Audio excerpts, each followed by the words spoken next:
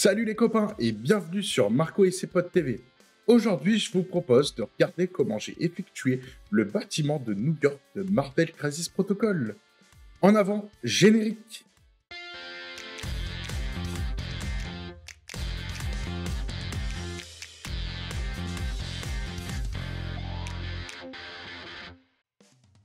Je commence par appliquer une couche de Red Terracotta de la gamme Valero Gamme R à l'aérographe, plus ou moins de près pour éviter de recouvrir l'intégralité de la sous-couche. Le but, c'est qu'on puisse voir par transparence des parties un peu plus sombres que d'autres. Je tiens à signaler par rapport à ce tuto que ce n'est pas l'angle de vue habituel pour faire mes vidéos. Il y aura des scènes où malheureusement je passe devant l'objectif, mais j'ai quand même décidé de le monter et de vous le montrer pour que vous puissiez avoir toutes les étapes pour faire ce bâtiment. Entre temps, j'ai acheté du nouveau matériel et je pense que si je devais refaire un tuto de ce type-là, les prises de vue seraient plus optimales. Pour cette deuxième étape, j'ai collé toutes les fenêtres avec de la pâte à fixe sur du carton. Je viens y appliquer un mélange de sombre gris et de noir sur l'intégralité des fenêtres ainsi que sur les petites pièces que l'on peut retrouver au-dessus du bâtiment.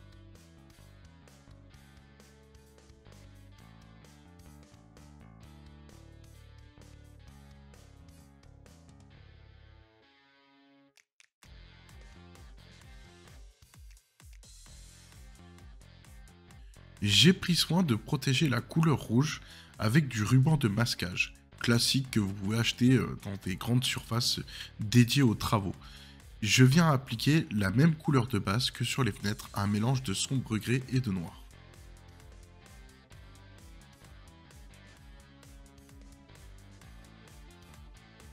Je viens appliquer ce mélange sur les contours des fenêtres qu'on peut voir sur le bâtiment. J'ai utilisé la gamme Color de Valero qui possède les mêmes couleurs que la gamme R précédemment utilisée.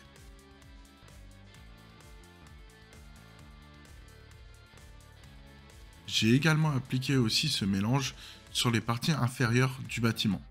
Comme j'ai dépassé pour aller vite, je viens recouvrir de Red Terracotta au pinceau. Le faire ainsi nous fait gagner pas mal de temps.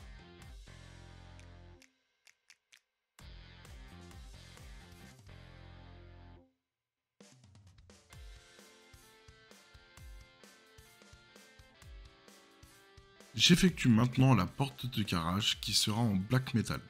Vous pouvez utiliser n'importe quel autre métallique de votre souhait.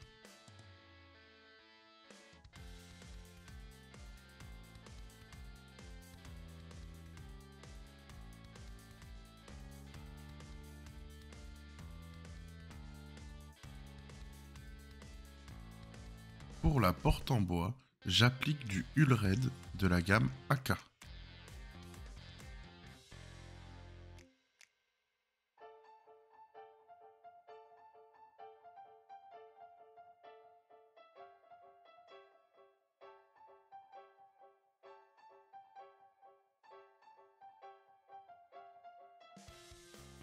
Je viens effectuer la petite poignée en métallique.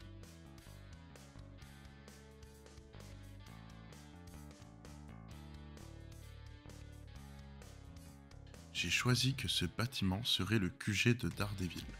Je vais donc peindre sa plaque de métal en décaillé de métal. La prise de vue n'est pas ouf.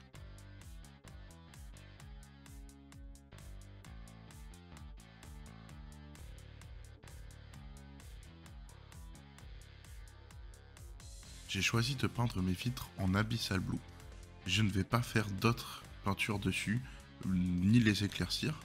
Vous avez le choix sinon de pouvoir vous imprimer des petits autocollants qui permettront de ne pas peindre toutes les vitres, qui peuvent donner un peu plus de couleur à votre bâtiment. Pour mon cas, ce résultat me plaisait beaucoup. Pour que mon mur soit vieilli et qu'il ait différentes teintes de couleurs, j'ai choisi de peindre plusieurs carreaux sélectionnés de manière aléatoire en burnt red pour avoir plusieurs teintes de rouge et qui seront les prochaines étapes que vous allez voir juste après.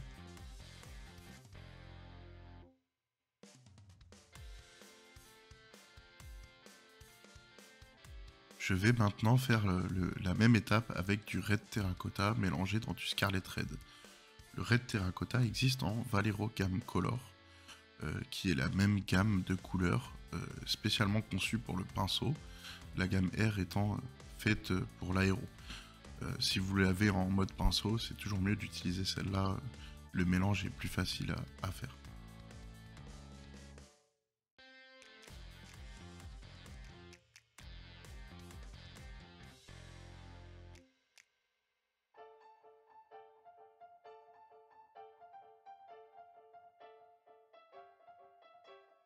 Je vais maintenant salir et vieillir certaines zones grâce à la Null Oil que je vais appliquer avec mon aérographe.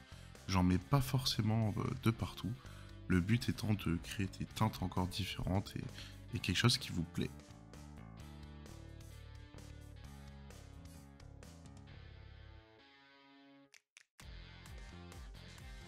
J'effectue la même étape avec de l'Agraxer Shade, je vais également en mettre sur la porte. Le but est d'en mettre un peu partout pour obtenir différentes teintes.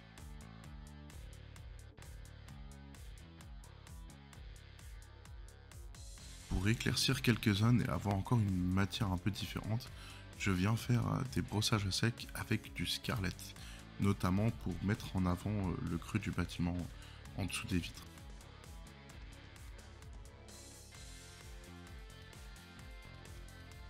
Ensuite, je vais éclaircir toutes mes parties grises. Pour cela, j'utilise mon aérographe avec du Stonewall Grey et j'essaye d'éclaircir un maximum de zones sans forcément tout recouvrir, qu'il y ait différentes teintes toujours.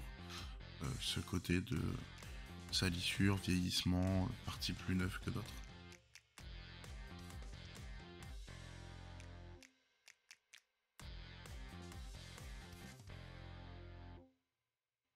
Comme vous pouvez le voir, je l'applique sur toutes les autres parties grises que nous avons déjà faites.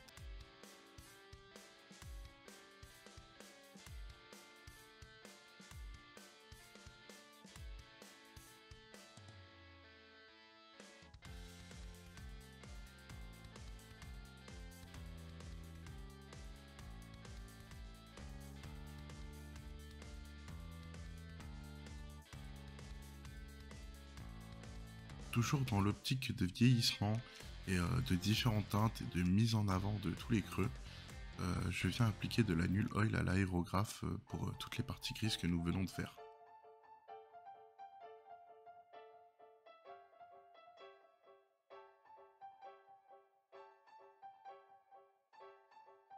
Je vais maintenant faire en gunmetal toutes les parties qui sont style clim, tuyaux qu'on a présents dans ce pack.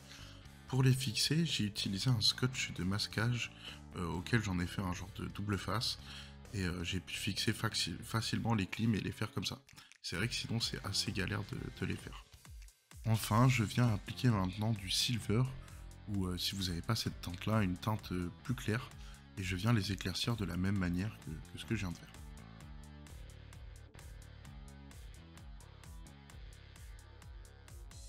Et maintenant, pour vieillir et lisser tout ça, petit passage de Null Oil à l'aéro.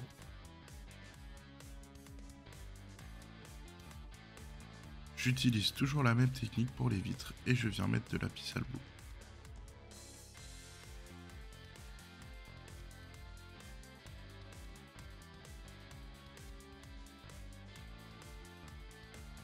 Je viens rééclaircir le bois des portes et je viens réappliquer de l'Hull Red, la couleur que nous avons mis de base.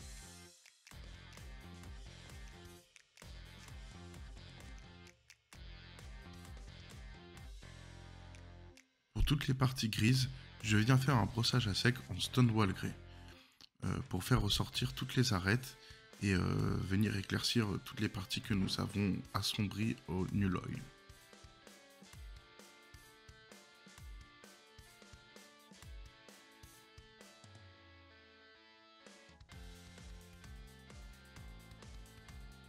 Je fais la même chose sur les corniches du bâtiment.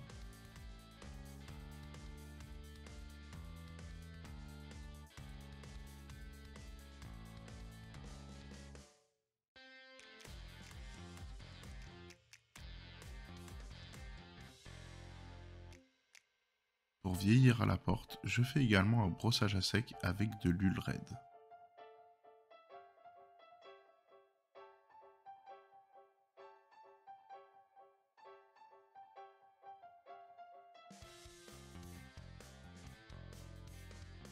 Pour estomper tout ce que je viens de faire en brossage à sec, je viens appliquer de l'huile red très diluée sur l'intégralité de la porte.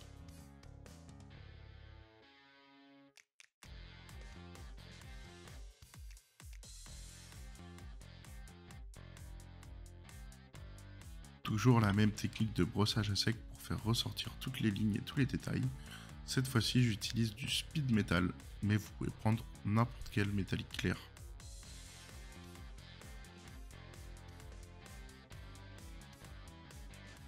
J'effectue la même chose sur la porte de garage que nous avons fait tout à l'heure.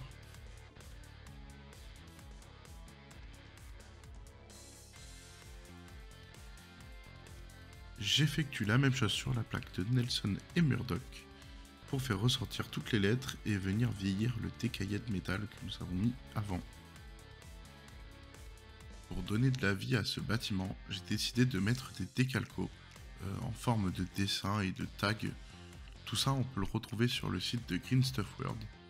Il y a plusieurs types de planches, j'en ai sélectionné 3 que je vous montre là. Pour découper les planches, j'utilise une règle en métal et la planche de découpe que vous pouvez voir à l'écran. Cela permet de couper droit grâce aux repères que l'on a sur la planche.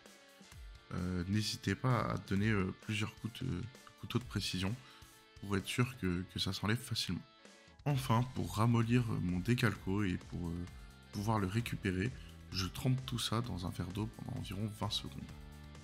Pour pouvoir coller le décalco sur le bâtiment, je viens poser du décal fixeur que vous trouvez aussi sur le site de Green Stuff World. J'en mets de partout, plus ou moins par rapport à la taille du décalco qu'on va fixer sur le mur. Une fois que j'ai mis assez de décal fixeur, je viens faire glisser grâce à un outil, celui que vous voulez. Moi j'utilise une petite pince de précision afin qu'il puisse sortir du papier qu'il retenait pour venir sur le bâtiment. Faites attention parce que ça peut très vite glisser autre part. Enfin, une fois qu'il est plus ou moins positionné sur le bâtiment, je viens tout lisser à l'aide d'un pinceau sec. Et je viens passer plusieurs fois pour faire sortir toutes les bulles d'air et que ça adhère bien à la colle en dessous. En dernière étape, je viens mettre du décal softener qui va permettre de tout lisser et de tout faire adhérer sur le bâtiment. Comme vous pouvez le voir, vous trouvez ça aussi sur le site de Green Stuff World. Je vous laisse observer le résultat avec quelques points de vue en photo et en vidéo. Vous avez remarqué que la qualité du son s'est améliorée durant cette vidéo, contrairement à la vidéo d'intro et à la vidéo de fin que vous allez voir juste après. Et oui, entre temps, j'ai eu la joie d'acquérir un Blue Yeti X, donc je voulais remercier ceux qui m'avaient conseillé, qui m'avaient aidé à le faire. Sachez que je vais essayer de m'améliorer de plus en plus quant à la qualité des vidéos, en investissant dans du matériel, mais tout ne peut pas venir du jour au lendemain, et je pense que c'est un travail qui sera assez long.